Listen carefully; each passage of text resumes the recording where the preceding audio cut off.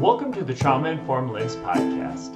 I'm your host, Matt Bennett. Each episode we talk about the research and practical aspects of the trauma-informed movement. This podcast is not designed to replace mental health services. If you feel uncomfortable or triggered by our discussion, please consider seeking your own trauma treatment. In no way is seeking treatment an admission of weakness. It is a chance to build resiliency and experience post-traumatic growth. You can find show notes, resources, and more at traumainformedlens.org.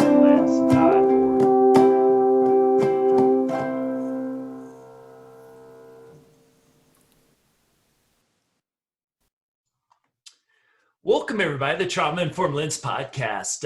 As always, my name is Matt Bennett. I'm going to do a little bit of a different show today, a pretty quick one. And if you want to visit our YouTube channel, if you haven't, you can also see some slides to accompany this presentation. I will do my best to verbally describe those if you are listening to just the audio of this podcast. So I was honored enough to do a quick presentation on basically mindfulness to survive the pandemic for some great folks at Bridge House who has some fabulous programs around Boulder and the Denver metro area. And so I thought, since I had this little short presentation that seemed to go over well yesterday, got some good feedback on it, that it would be something that I could maybe just throw a little nugget out into your stream today as well. So just a few slides to get us started here. First and foremost, I got just this introductory slide. You know me, my name's Matt Bennett. If you're not familiar, I've also written a blog over the years called Matt's Mumblings blog, and there's all the social media contact there that I don't need to bore our listeners with.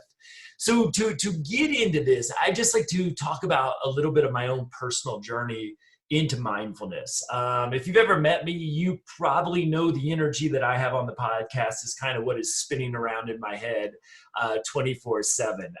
It never stops. I'm thinking about reading about trauma, post-traumatic growth, all these things going on in my head. So naturally, I'm not a real person that's really good about sitting still and breathing. But as I started to really get into the trauma research, mindfulness just kept coming up and up again. And this was about 15 years ago, before mindfulness was in a lot of classrooms and integrated into substance abuse and mental health treatment in a major way at the time. So probably about 8 years ago now, I started to sit on my butt and breathe. And since then, it's really changed my psychology, how I handle stress, how I react to stress. If you hear someone like me talking about a mindfulness practice that they've been doing for years, the number one things I hear from audience members in my trainings are, it changed my life. And I fall heavily into that category as well. So I want to walk you again, just a brief introduction, and I want to give you a couple mindfulness tools that I find really good when we're under high stress situations. So ideally, we would establish a mindfulness practice being time we set aside, ideally up to 20 minutes a day. 20 minutes seems like a peak in the research, that if you're not a Buddhist monk, 20 minutes gives you most of the benefits that you could get if you did it longer. So it's sort of like, if you want to be the A++ student, 20 minutes. I know for a lot of folks right now, 20 minutes is not something you have to give. You're just surviving between keeping your programs alive, teaching virtually, having your kids learn from home and homeschooling your kids. So even if you can just do a few minutes of practice a day, that's going to really help that stress management level. And we'll talk about why that is so important moving forward. One of the ways I like to teach mindfulness is to provide a cup analogy. And this is something you can go back to past episodes. Jerry, Kurt, and I did a whole episode on this in the window of tolerance. But just as a reminder for this, because I think during the epidemic, times of high stress, it's good to realize when we're being negatively impacted by the stress that we face. So this analogy is very simple, but it has two parts. The first part is the size of the cup. And this is really your capacity to hold stress without losing your bleep on somebody, right? We've all been there, probably especially right now during this high stress. time that we just get pushed and we find ourselves wanting to say things that we know we shouldn't say, or even do things we know we shouldn't do. Hopefully most of us catch ourselves before we do it. And the bigger the size of our cup in this analogy, the more stress we can hold without getting to that point. And we'll describe that more in detail. So just a quick reminder of things that increase our capacity to hold stress. One, some of them are just the basics. And if you could focus on these now, there's some things that you may be able to integrate in. Getting 8 hours of sleep a night. If there's one thing you can do in the next 24 hours to bring your best self to work the next day, it's to get that 8 hours of sleep. Also, to try to eat right. Oftentimes in times of stress, we don't eat, we might drink more alcohol. So just paying attention to diet. You don't have to be perfect.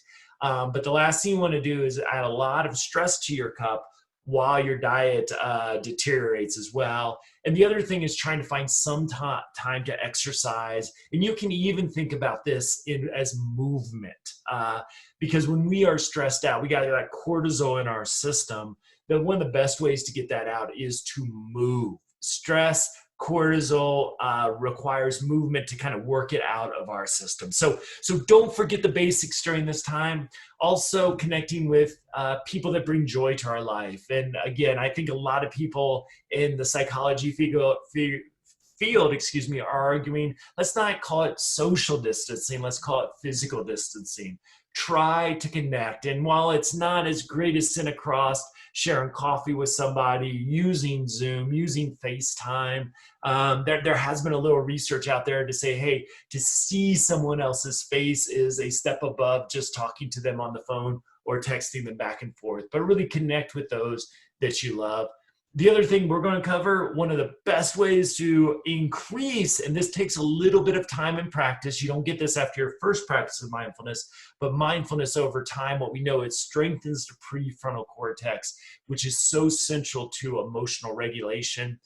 Also, a few things that you can do, focus on the positives. Try to share positive things that happen through your day. Even though this is a time where positives might be a little harder to find, I guarantee you, knowing who my audience is, you can find one or two of those things that you're bringing to your family, your clients, your patients that you're working with.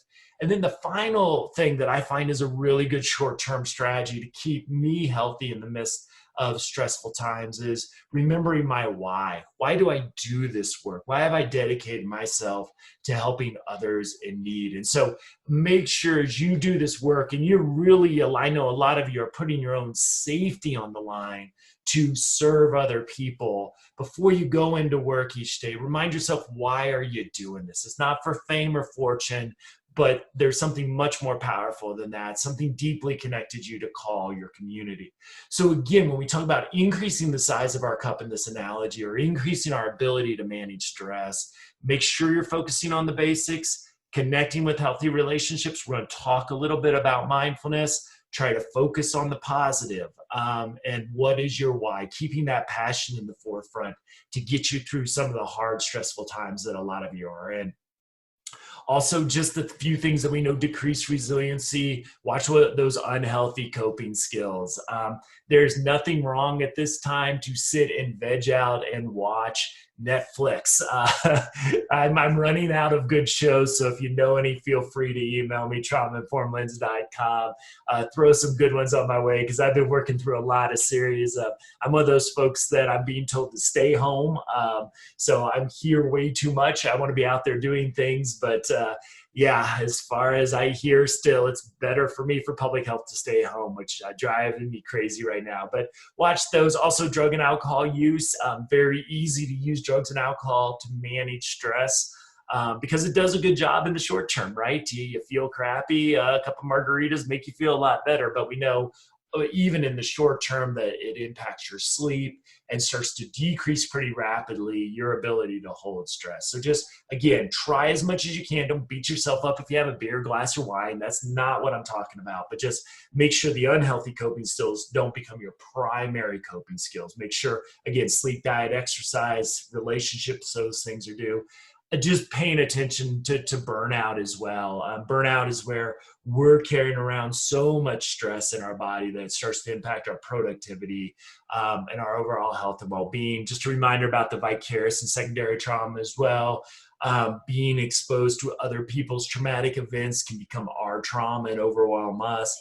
And also just trauma out there. I'm talking to so many people who, coworkers, patients, clients who we love, are passing away. So I always like to say, in this work, we can experience actual trauma where we get overwhelmed as well. So the second part of this analogy, which will bring the burnout and the trauma pieces in, is the amount of water that's in our cup at any given time. And this roughly represents the cortisol that's in our system. So the goal of this is to do some healthy things. And again, this takes time to do, but expand our biology and our psychology's ability to hold stress so we don't get overwhelmed, and then really manage the amount of stress in our body or in our cup at any given time. So when we experience trauma, our cup overflows. Burnout, that cup is staying at a high level. Another piece and you'll see this graphic if you're on YouTube watching us, is something called the window of tolerance. And I really like to think about the window of tolerance is the difference between the water in our cup, or the stress in our body, and our capacity to hold stress. So ideally what we would do, because we do live in stressful times, we do have stressful jobs, the goal is not to empty your cup. You will always have cortisol. In fact, cortisol is good for you because it gets your butt out of bed in the morning. It makes you want to perform well at work. So cortisol is not bad. It also gets us up, gets us moving. So the goal is to have a manageable level. If you think about a cup that's maybe a quarter full, that's how we want to go into work in the morning. And then we know that work, especially during these times, is going to gradually increase more and more of those. But we want to keep as much room between our capacity to hold stress and the level to hold stress. Daniel Siegel, Pat Ogden have done some great writing and research around the window of tolerance. When we have a manageable level of stress, we know we feel safe. We can socially engage. We have cognitive flexibility, and we're able to regulate ourselves emotionally. So we're our most intelligent self. Our social intelligence, our emotional intelligence, our intellectual intelligence all do when we have less stress in our cup. Now, as our stress starts to fill up, we start to get in these hyper or hypo-aroused zones. Hyper-arousal, as you know, fight or flight response. This is connected to the sympathetic part of our autonomic nervous system. So this is when we're feeling increased anxiety. You may not get in a physical fight with somebody at work. You might not run out screaming, but this anxiety, more emotional reactivity, harder to really maintain relationships, hypervigilance, where you just can't turn off thinking about work. It becomes almost obsessive sort of thinking, quicker to anger. And a lot of times too, we might cross boundaries with this. When we start to get in this fight or flight, especially in the helping professions, sometimes the flight response, and this can also be the freeze response, which I'll talk to next. Flight response is we start to withdraw our compassion and empathy because it just becomes too draining. Compassion, empathy are really energetically draining things to do, especially again under crisis. So sometimes we will pull back that empathetic withdrawal. And again, empathy, compassion is so important to the work that we do. Also, we can see the fight response can often comes out of crossing boundaries. So it takes patience to walk someone through their own thought process, their own change process. So a lot of times when we hit that fight, we'll step over those boundaries and start telling someone what to do in very concrete, directive ways. Again, we need to be partners in people's journeys. When we take the wheel, we are doing them a disservice. But that becomes really hard when our cup is starting to overflow. Also, we got this hypoaroused zone, and this is the dorsal branch of the vagus nerve, a parasympathetic nervous system response. And this is where we start to shut down. We start to withdraw. We may just not have those emotional highs. We may be feeling numb. cognitive processing. We can actually measure drops in cognitive performance when we're here, and just a reduction of energy. I bet a lot of people out there, even I'm realizing this as somebody who's stuck at home and doesn't want to be, my energy level throughout the week drops. You stick me in a training for 5 days. I'm recording this on a Thursday. It'll be out on a Friday. I have more energy after doing 5 straight days of full day trainings than I do at the end of this quarantine that I'm currently in. So it's just that hard piece. So trying to do this, any of these signs doesn't mean you're failing at what you're doing. It just, again, means to fall back on some of those healthy coping skills.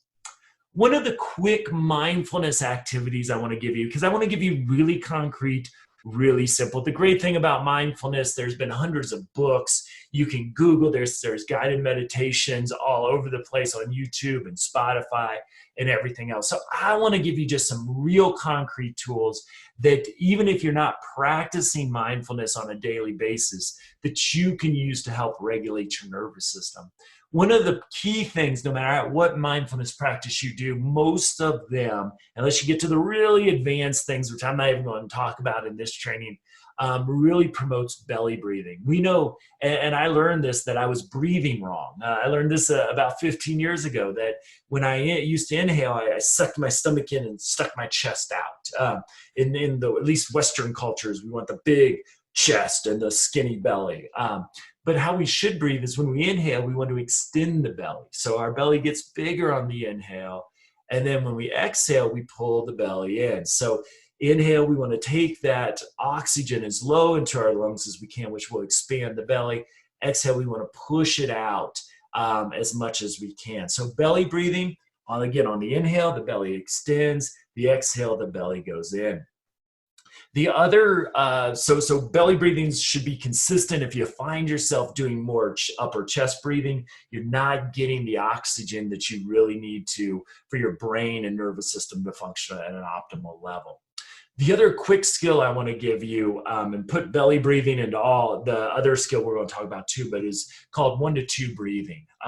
Whenever we inhale, we give a slight activation to the sympathetic nervous system. Now, again, this can be the fight or flight response, but at a lower level, the sympathetic nervous system is always on. This gives us energy. It gives us activation.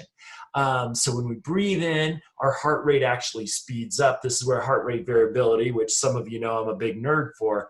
Breathe in, heart rate speeds up.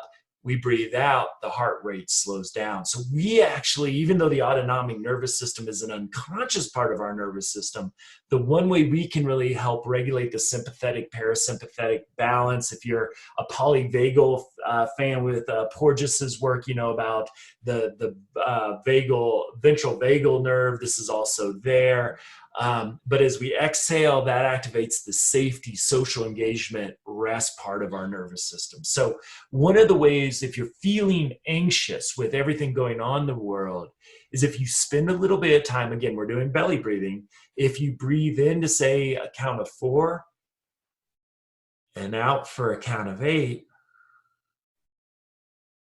you're getting more sympathetic, or excuse me, parasympathetic activation. So this is a really good biohack to calm down your nervous system. Now, if you're really feeling stressed out, a couple of minutes can help to reset this. Again, this is more of a coping skill. Now, if you want to really take a mindfulness practice, it's a great time to start if you have a few extra minutes in your day. Doing this every morning is going to build up that capacity. I like to think of my own mindfulness practice. I'm an ex-basketball player. So one of the most boring things about basketball is shooting free throws. And I would shoot hundreds, if not even 1,000 free throws a day. And I was a pretty good free throw shooter. And if you ever were a basketball player, the most boring thing you can do with basketball is practice free throws for a half hour or so. But I didn't practice the free throws, just like I don't practice mindfulness, because I never necessarily enjoy practicing mindfulness. I'll be honest with you. I do it every day. I do it for 20 minutes, about 15 to 20 minutes a day, every day. But it's not something I like wake up in the morning. It's like, I can't wait to practice mindfulness. But I do it every day because now when I get stressed out versus, 10 years ago before I really started practicing, all I need to do is take one of those deep 1 to 2 breaths, and all of a sudden I feel the anxiety raising in my cup or in my body.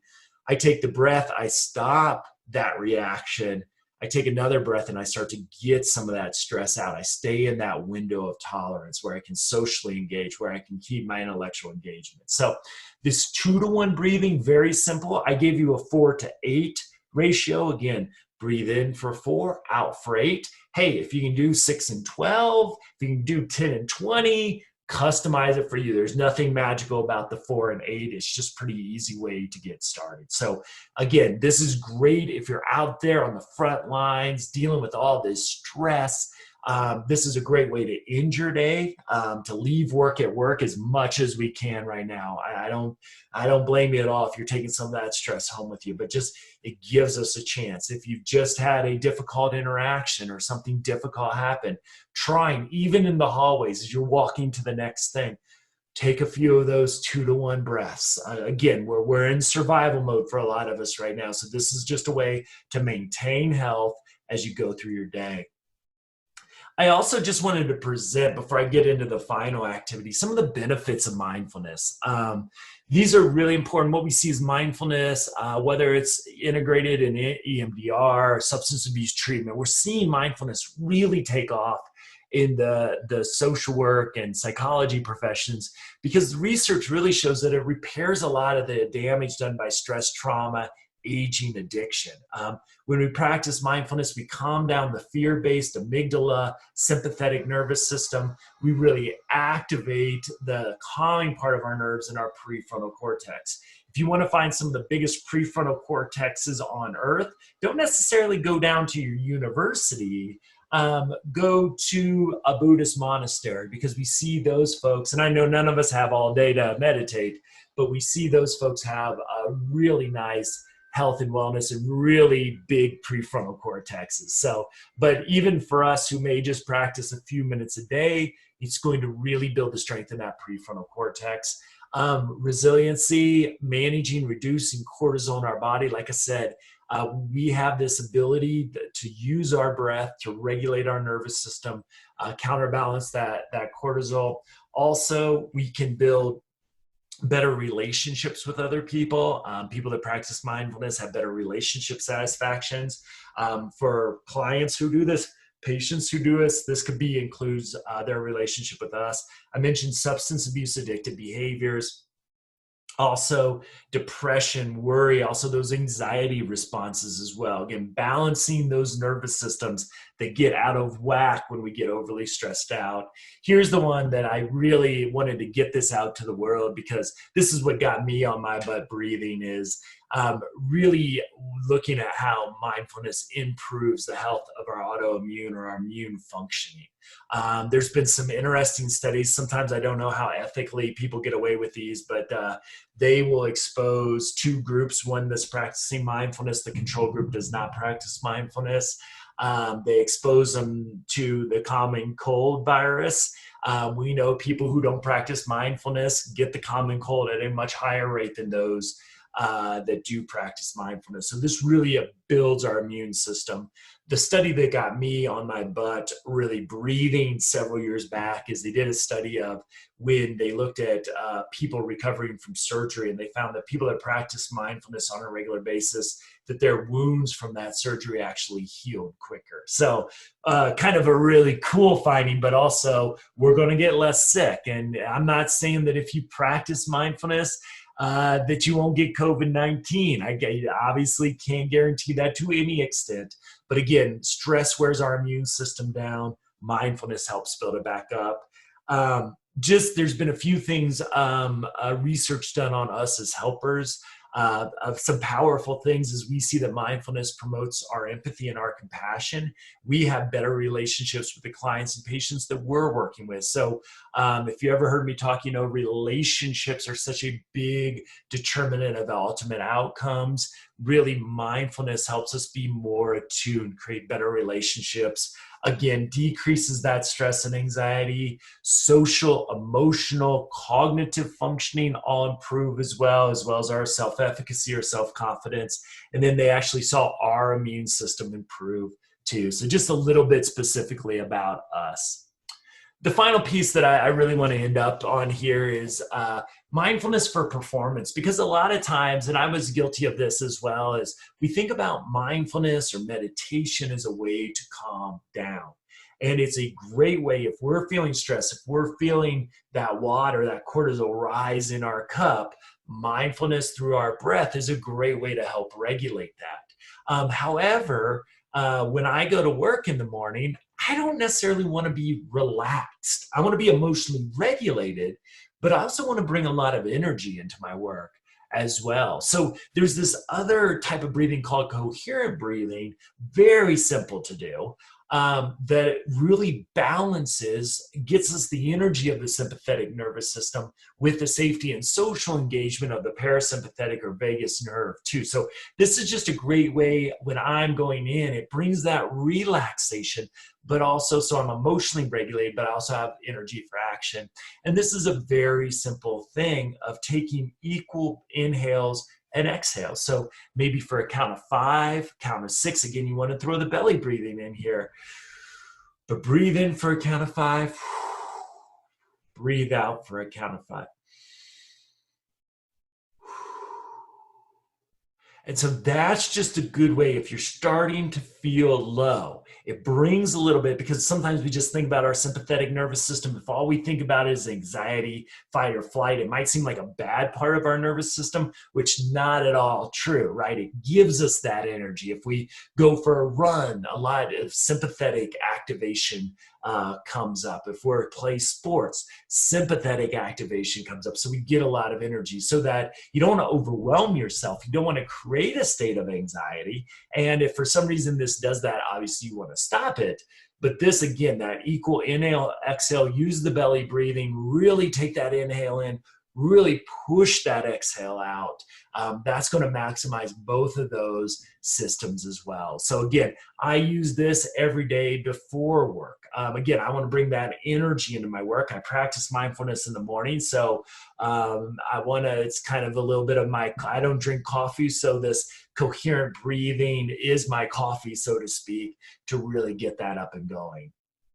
So I hope this helps. Like I said, those 2 skills, 2-to-1 breathing for relaxation, coherent breathing or 1-to-1 breathing to raise your energy level. With coherent breathing, you also kind of jump up and down. Just some little activations gets that parasympathetic and get you some of that good energy from that as well. So again, I hope these are 2 little skills that you can integrate into your work. I just, again, as someone who's sitting at home, quarantined. I want to thank everybody out there who's going to work each and every day. I'm waiting for that antibody test, my friends, so I can get out there with you. I just want to thank you. I know healthcare professionals listen to this. Thank you for what you do. You are keeping us alive, literally, but also want to just thank all the teachers out there that are learning a whole different way of teaching. I want to thank all the folks that are going to child care facilities, to homeless shelters, to child residential or adult residential nursing home facilities. I have a good friend. I'm going to give a shout out to my friend Travis, who listens to this podcast. The dude bakes bread for us. And so all those folks out there who don't have the privilege like I do to lock myself up because that's what I'm told to do, but go out there, no matter if you're checking us out at the grocery store or you're keeping those shelters open. Thank you so very much for all that you do. And if you have any questions, comments, whatever, again, you can reach out to me at traumainformedlens.org, and we'll have another self-care circle out coming soon. And next week we'll also have a good one about trauma and divorce as well. So thank you again for all that you do, and keep up the amazing work.